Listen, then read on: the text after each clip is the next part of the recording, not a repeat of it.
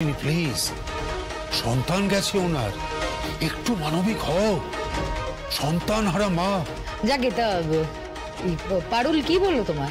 আমি তো বুঝতেই পারছি তোমরা এইসব বিষয় কেন আলোচনা করছো, কেন সিদ্ধান্ত নিচ্ছ। আমি তো কোনো মত দিইনি। দরকারও তো নেই।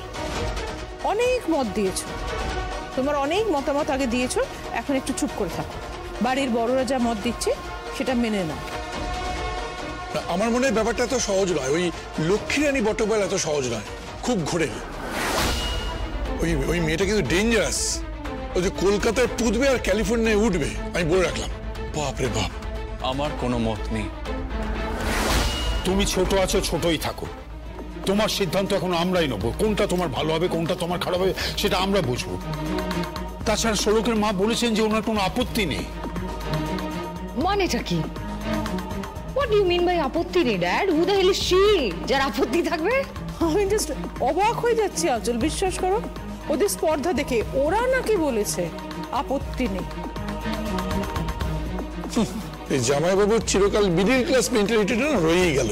এই চুপ করো তো তুমি। দেখুন, আপনি এদের সামনে আমাকে অপমান করবেন না। সেটা বা তোমার আছে নাকি? থাকলেই ভালো, প্লিজ। কিন্তু আদিত্য, ব্যাপারটা অনেকটা গাছে কাঁঠাল গোঁফে তেলের মতন হয়ে গেল না? তুমি সকলের সঙ্গে এত কথা বলছো, কিন্তু আসল মানুষটারই তো কনসেন্ট নাও নেই। ওই অফিসার তো এখনো হ্যাঁই বলেনি। নাও তো বলেননি। দেখো বাবা, উনি হ্যাঁ বলুক বা না বলুক তাতে আমার কিছু যায় আসে না। উনি অত্যন্ত অভদ্র। তাছাড়া উনি আমাকে বলেছেন আমি নাকি ইন্টেলিজেন্ট নই। আমি যদি ইন্টেলিজেন্ট হতাম তাহলে ওনার জায়গায় আমি থাকতাম।